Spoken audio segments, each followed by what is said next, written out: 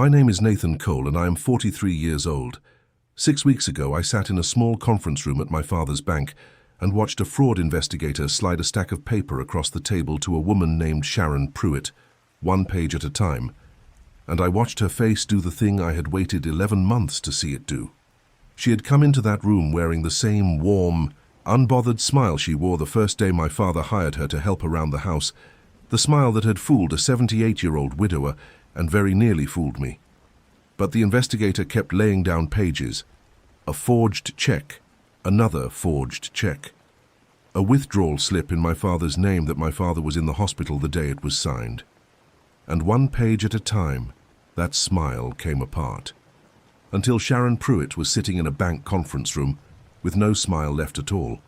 Just the flat, cornered look of a person who has finally met a record she cannot talk her way around. For 11 months, Sharon Pruitt moved into my father's life, isolated him from the people who loved him, drained more than $140,000 from the accounts he had spent 50 years filling, and convinced him, and nearly convinced everyone, that I was the greedy son who only cared about the inheritance. She was patient, she was clever, she was very, very good at what she did. But here is the one thing Sharon Pruitt did not know, the thing she could not have known, because she did not know my father the way I did. My father, Raymond Cole, had balanced his checkbook to the exact penny every single week for over 50 years. He kept every bank statement in a green metal cash box on the shelf in his den, in order, going back to 1971. Sharon thought she was stealing from a confused old man. She was actually stealing, line by line, into the most meticulous financial record in the state of the record's own keeping. Every dollar she took, my father's own lifelong habit was quietly writing down. She just could not see it happening. I could, and once I did, it was only ever a matter of time. Before we get into this, if you are new here, please take a moment to like and subscribe. It genuinely helps this channel more than you know. And while you are here, do me a favor and drop a comment telling me where in the world you are watching from and what time it is where you are. I read every one of them, and I love seeing how far these stories travel. Now, let me take you back to the beginning, to the winter my mother died, and my father learned how to be alone. I grew up in Ashfield, a town of about 11,000 people in the hill country where the 2-lane highway crosses the river. One high school, where I have taught American history for 19 years now. One diner. One hardware store run by the same family since before I was born. My father, Raymond Cole, spent 41 years as the manager of the Ashfield branch of a regional bank, back when a bank manager was a man the whole town knew by name, a man who gave people their first mortgage and their first car loan, and remembered to ask about their kids. He was not a warm man in the way you see in movies. He was better than that. He was a reliable man. In 41 years, he was never late, never short, never wrong about a number, and never once, that I know of, unkind to a person who could not pay. My mother, Ellen, was the warmth. She ran the house and the church rummage sale and the family, and she loved my father with a steadiness that made the whole thing work. They were married for 51 years. I want you to understand my father before Sharon, because the whole tragedy of this story is the distance between the man he was and the man she tried to turn him into. Raymond Cole did not misplace things. He did not forget where money was. He was the kind of man who could tell you off the top of his head what the interest rate had been on your car loan in 1988. When I was a boy, he sat me down at the kitchen table one Sunday a month and made me balance my paper route money in a little ledger he bought me. And when I complained, he said, "Nathan, a man who doesn't know where his money is doesn't know where his life is." I hated it then. I understand now that he was handing me the only real inheritance he had, which was not money at all, but the habit of the truth. He gave the same habit to himself every Sunday for 50 years, and he never once imagined it would one day be the thing that saved him from a thief. Neither did I. That is the part that still gives me chills. My mother died the winter I turned 42. A stroke, fast, which everyone tells you is a mercy and which does not feel like one at all. And my father, who had been reliable for 77 years, who had balanced every checkbook and paid every bill and known exactly where every dollar in his life was at every moment, suddenly did not know how to make a pot of coffee because my mother had always made the coffee. That is the thing nobody warns you about. A man can run a bank for 41 years and still be helpless in his own kitchen at 77 because the person who held the other half of his life is gone. And the loneliness of that is a thing I could not fix no matter how many Sundays I drove out there. I need to be honest with you about the position I was in because it matters and because I think a lot of you have been exactly where I was. I have a family of my own, a wife, Karen, who is a nurse, and 2 kids, one in middle school and one just started high school. I teach full-time. My father lived 25 minutes out of town, in the house I grew up in, and he refused, absolutely refused, to move in with us or into any kind of assisted living. I raised you in this house, he said, and I intend to leave it feet first. I went out 3-4 times a week. I called every day, but I could not be there all the time. And after that first hard year alone, it became clear he needed someone in the house to help, someone during the days, with the cooking and the cleaning and the driving to appointments, and eventually someone who could stay over. That first year before Sharon is a year I go back over in my mind more than any other, looking for the turn I should have made differently. I remember driving out one January evening and finding him sitting in the dark. Not because anything was wrong exactly. He just had not thought to turn the lights on, because for 51 years my mother had turned the lights on. I made him dinner, and I sat with him, and he barely spoke, and when I got up to leave he said in a voice I had never heard from him, "It's very quiet out here, son." That was the closest my father ever came to asking me for help. Raymond Cole did not ask for help. He said it was quiet, and he let me draw the rest. And I drove home that night and told Karen we had to find someone, because I could not stand the thought of my father sitting alone in the dark in a house full of my mother's absence. My heart was in the right place. I want that on the record. Everything that happened because I could not bear my father being lonely. Sharon Pruitt found the door I had left open out of love, and she walked right through it. So we started looking for a caregiver. That is how Sharon Pruitt came into our lives. I found her. I want you to sit with that. I brought her in. I have had to make my peace with that, and it took a long time. Sharon came recommended, or seemed to. She answered an ad. She had a resume. She had references who said warm things on the phone. She was in her early 50s, pleasant, quick to laugh, the kind of person who is easy to be around, who remembers your kids' names and asks about your day.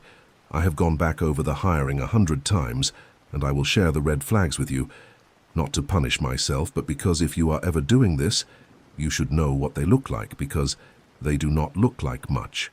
Her references, when I called them, were warm and vague.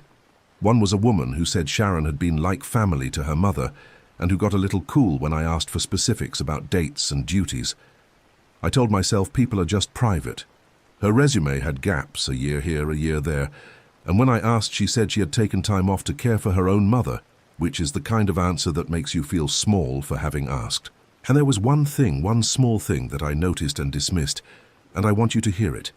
When I mentioned in the first interview that my father had been a bank manager and was very careful with money, something moved across Sharon Pruitt's face. Just a flicker. At the time I read it as interest. Looking back, I think it was appetite.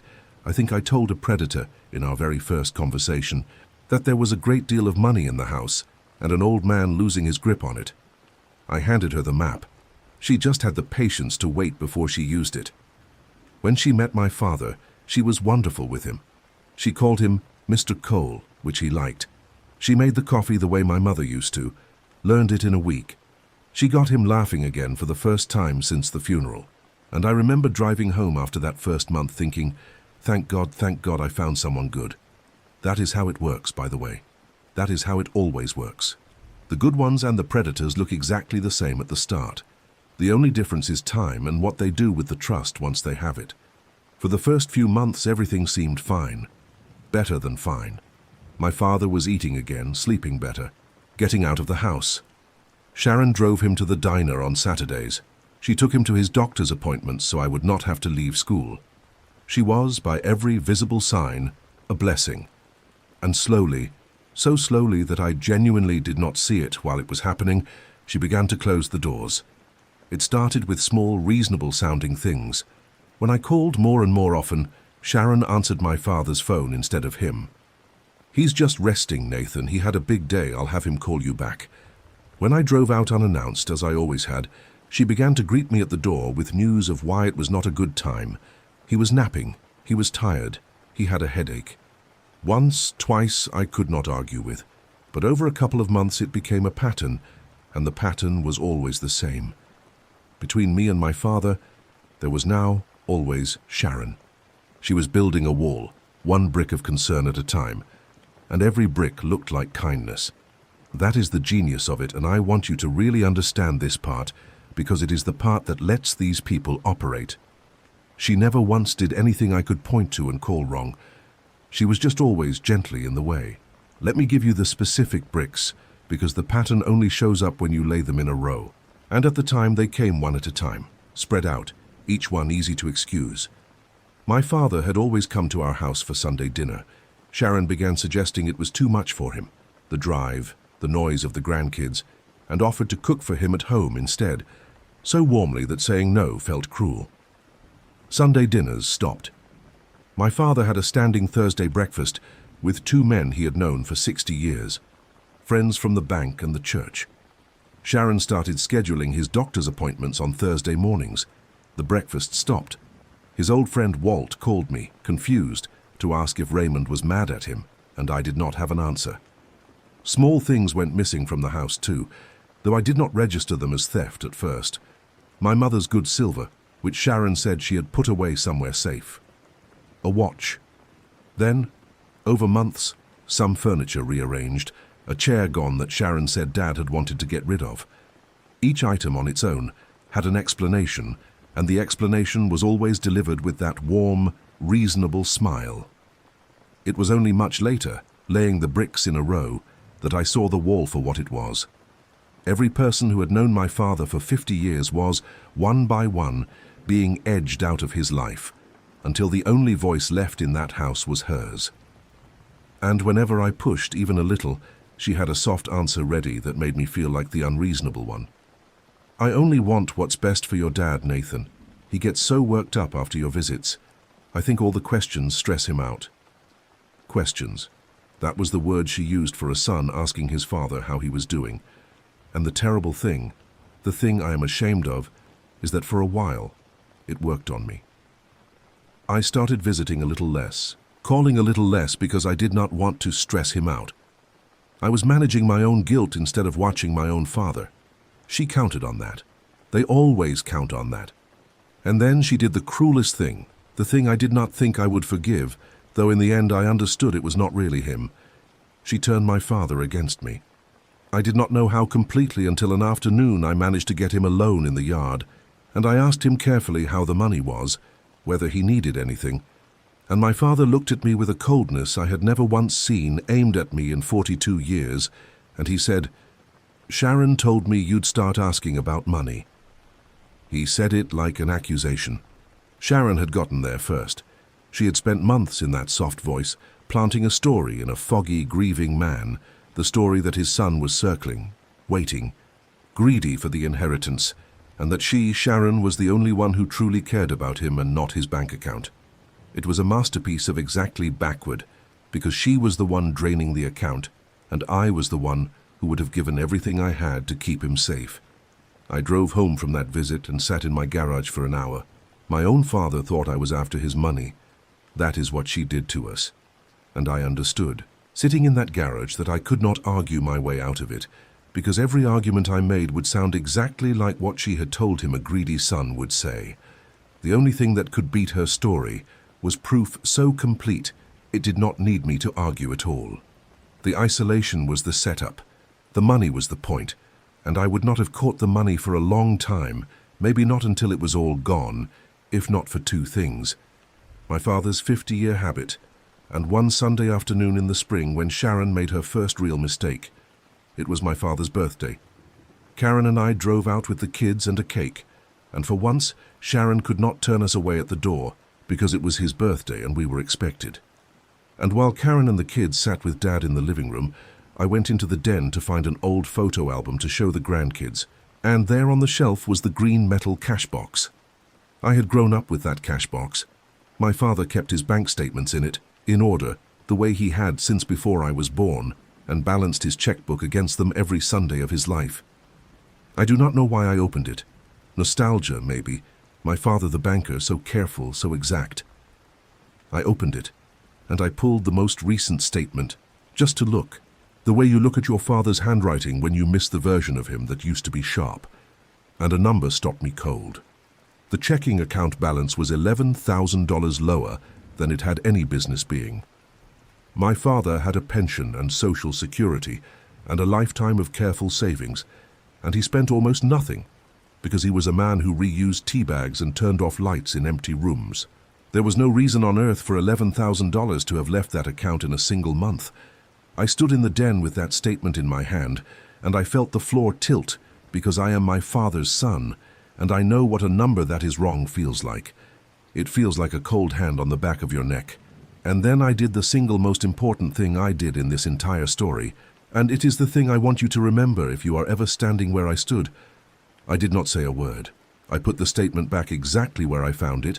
I closed the cash box, I found the photo album, and I walked back into that living room and I smiled at Sharon Pruitt, and I told her the cake was wonderful. Because I understood in that moment that if I tipped my hand, I would lose everything. She had my father's trust, and I did not anymore. And if I accused her with nothing but a feeling, she would turn it into the greedy son making trouble, and she would close the last door, and I would never get near the truth again. So I smiled, and I ate the cake, and I started quietly to build. Here is what I did over the next several weeks, and I did all of it carefully, and I checked with a lawyer, lawfully. Because a man who breaks the law to catch a thief just hands the thief a defense. First, the records. My father, God bless his careful soul, had kept everything, and better yet, he had given me legal authority over his finances 2 years earlier, a durable power of attorney we set up after Mum died, back when he still trusted me completely, before Sharon taught him not to. That document was the key to the whole thing, and Sharon did not know it existed. It meant I had the legal right to see everything, so I went to the bank, the same branch my father had managed for 41 years, where the older staff still remembered him, and with the power of attorney in hand, I requested a full statement history and images of every check and withdrawal for the previous 11 months. What came back was a map of a robbery. Let me walk you through how I read that map. Because if this ever happens to you, this is the work. And it is not glamorous, it is just patient. I got 11 months of statements and, crucially, the images of every cleared check and every withdrawal slip, front and back. Banks keep those, and as his power of attorney, I was entitled to them. I sat at my kitchen table for 3 nights after the kids were asleep. And I did what my father taught me at that same kind of table 30 years before. I reconciled. I made 3 columns on a legal pad. Column 1, every check my father had recorded in his own green ledger in his own hand. Column 2, every check that had actually cleared the bank. Column 3, the difference. For the first 4 months, the columns matched almost perfectly, because my father was still my father, still writing down every dollar. And then in the 5th month, the columns began to split and they never came back together. Checks were clearing that appeared nowhere in his ledger. I pulled the images of those checks, and I laid them next to checks I knew were genuinely his from years before, and even to my untrained eye the signatures were wrong. The genuine ones had my father's tight, backward slanting hand, the same on every check for decades. The forged ones had a rounder, more careful signature, the signature of someone copying rather than signing. I circled them in red. By the 3rd night I had 31 checks circled in red, plus a column of cash withdrawals, and the total at the bottom of the page was a number I had to add up twice, because I did not believe it the first time. $141,000 and change. I sat there and looked at that number for a long time. My father would have known what to do with a number like that, so I decided to be my father. Over 11 months, more than $140,000 had left my father's accounts. Some of it was checks written to Sharon Pruitt directly, in an amount that had crept from a reasonable weekly wage to something 4 times that, plus checks marked gift and loan and bonus. Some of it was cash withdrawals, larger and larger, several on days I could later prove my father was at a doctor's appointment, or on one occasion, in the hospital overnight for observation. Some of it was payments to stores for electronics and furniture that were nowhere in my father's house. And here is where the 50-year habit became a weapon, because I did not just have the bank's records, I had my father's.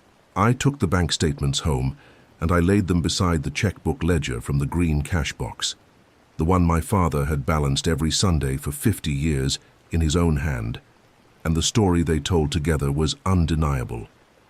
Because for the first several months, even declining, my father had still been recording his own checks in that ledger, in his careful handwriting. And then, at a certain point, the ledger entries stopped matching the checks that were clearing. Checks were clearing that my father had never written down. My father, who wrote down everything. Someone else was writing those checks, and my father's own lifelong record proved, week by week, the exact moment the theft began. I need to tell you about the hardest part, because it was not the money. It was my father himself. As I dug, I started to understand that Sharon was not only taking his money, she was managing his mind. And she was doing it partly with the very medications she was supposed to be helping him take. I got his pharmacy records, which, as his power of attorney, I was entitled to, and I saw that his prescriptions were being refilled far faster than the doses allowed, and I saw sedatives on the list that no doctor of his had prescribed for daily use. My father was foggy and sleepy and confused on my visits, not only because he was grieving and getting older, but because a woman was keeping him softened, keeping him easy, keeping him from asking where his money was going. I sat in my car in his driveway the day I understood that, and I put my head against the steering wheel. And I did something I had not done since my mother's funeral. I cried, the ugly kind, alone, because the reliable man who raised me, the man who was never wrong about a number, was being dosed into a fog in his own house so a stranger could rob him, and I had brought her there. And I will tell you honestly, because I promised you the truth, that there was a version of me that wanted to drive that woman out of my father's house with my bare hands. There was a Sunday. I sat in that driveway, shaking with it. But I am a history teacher, and if history teaches anything, it is that the man who loses his temper hands the victory to the man who keeps his. If I had gone in there and made a scene, Sharon would have called it elder-son abuse, would have painted me exactly as she had been painting me for months, and a scene would have been her escape hatch, not her cage. So I did the harder thing. I kept building, and I brought in help, the right help, quietly, the kind that does not lose its temper and does not forget and cannot be charmed. I hired an attorney who specialized in elder financial abuse. I went, in person, to the fraud department of my father's bank, and because I had the power of attorney and the statements and, most powerfully, my father's own reconciled ledger showing the exact break between his handwriting and the forged checks, they took me seriously, immediately. I filed a report with Adult Protective Services, calmly in writing with documentation, not as a hysterical relative, but as a son with $140,000 of proof. And I did one more thing, on the advice of my attorney and fully within the law, because it was my father's home, and my father, in a lucid moment I will tell you about, consented to it. I placed a small camera in the den. I am not going to pretend the camera was comfortable. There is something awful about putting a lens in your own father's home, and I want to be honest that it sat wrong with me even as I did it. But my attorney was clear that it was lawful in his home with his knowledge, and my father, in a clear morning, had told me to do whatever it took. What the camera caught over the following 2 weeks was the last piece.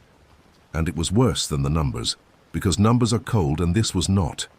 It caught Sharon at my father's desk in the den, going through the very cash box I had found the statement in, on an afternoon my father was asleep.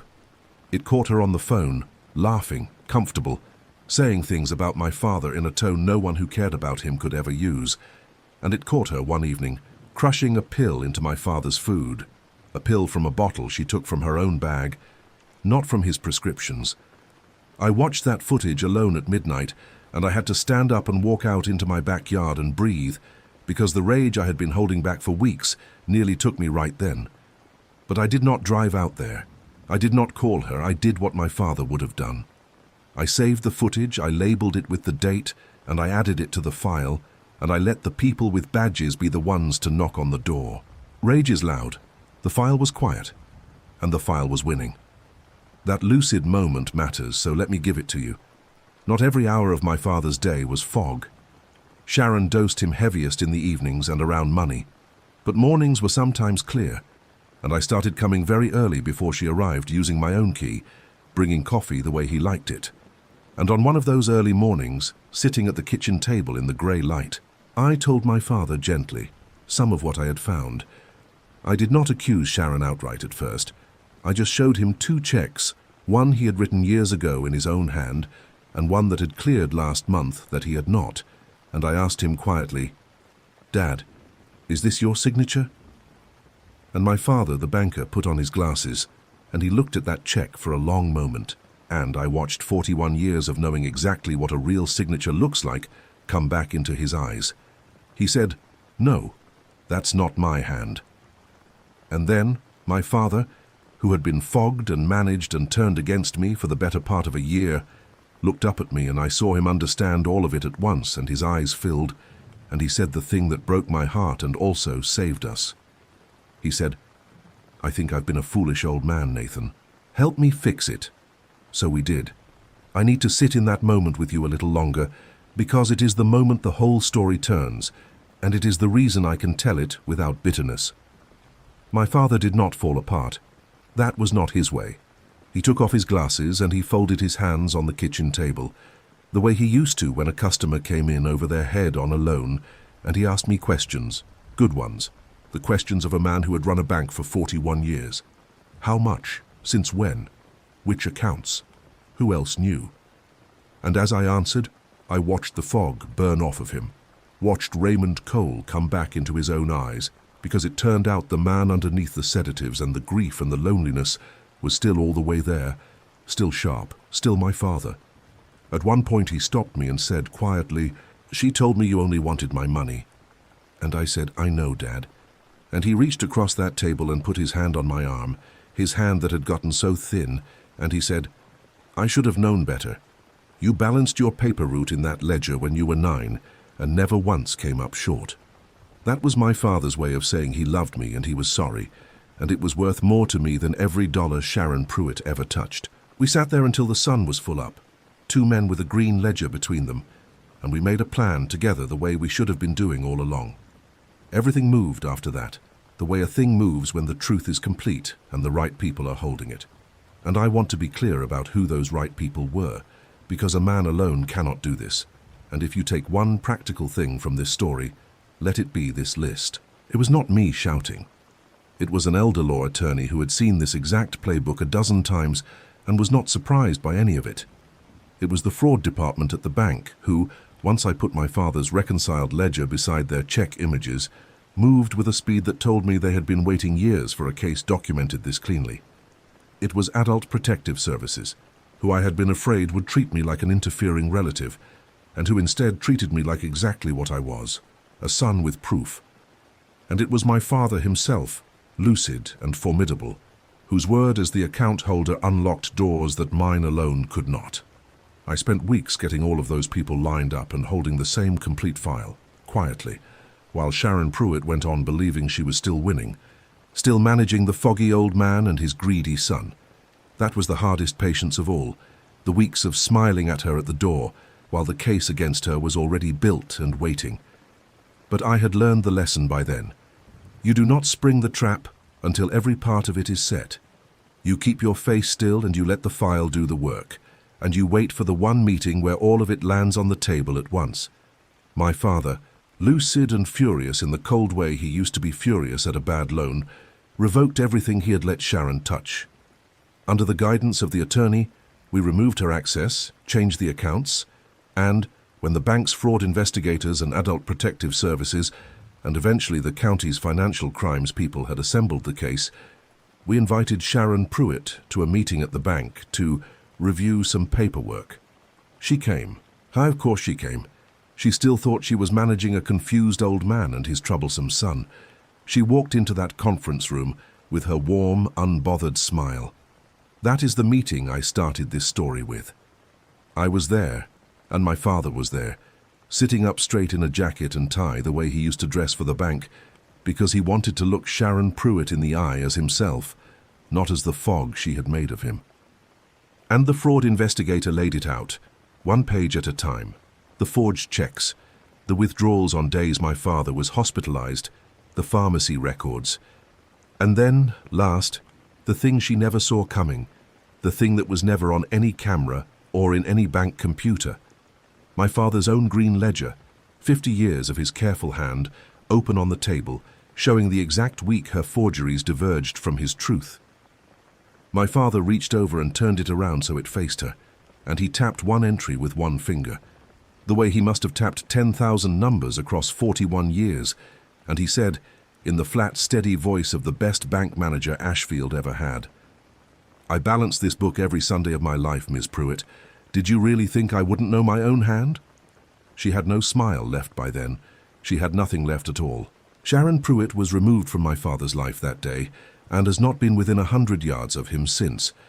The criminal case is a matter for people with badges now, and it is proceeding, and I am told, given the documentation, that it is not the kind of case that ends well for the defendant. Of the money, a significant portion was recovered, some through the bank, some through restitution that is still being worked out. And honestly, the money was never the part that kept me up at night. The part that kept me up was that I had brought her in, and the redemption was that I got him out. We learned in the aftermath that Sharon Pruitt had done a version of this before to another family in another county, and had never faced consequences because that family had been too ashamed and too disorganized and too trusting to build the case. They had the same feeling I had in that den. They just did not have my father's cash box, and they did not keep quiet long enough to catch her. I think about that other family sometimes.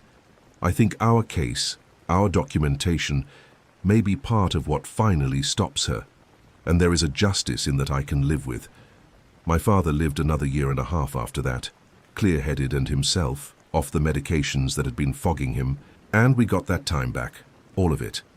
I do not want to rush past that 1.5 years because it is the part of this story that actually matters, more than the meeting at the bank, more than the money. For 11 months a stranger had stolen my father's mind along with his money, and the sweetest revenge, the only revenge that ever meant anything to me, was not what happened to Sharon Pruitt. It was every ordinary morning I got back. It was my father at my son's baseball games, yelling at the umpire with the whole force of his old self. It was Sunday dinners restarting at our house, the drive apparently not too much for him after all. It was Walt and his other old friends coming back around once the wall was gone, Thursday breakfasts resuming like they had never stopped. It was my father teaching my daughter, 13 years old, how to balance a checkbook at our kitchen table, saying to her the exact words he had said to me at 9. A person who doesn't know where their money is, doesn't know where their life is. And my daughter rolling her eyes exactly the way I used to, and me having to leave the room because I was not going to let them see me cry over a checkbook. Sharon Pruitt tried to take my father from me a year early, in a fog, believing I was his enemy. Instead I got him back, sharp and warm in mind, for 18 more months. She meant to rob us. In the end, by forcing me to fight for him, she gave me the best 1.5 years I ever had with my dad. I doubt that is how she pictured it going. He came to my son's high school games. He balanced his checkbook every Sunday, sharper than ever, and he let me sit with him while he did it. And he taught my kids how to do it too, at the same kitchen table where my mother used to make the coffee.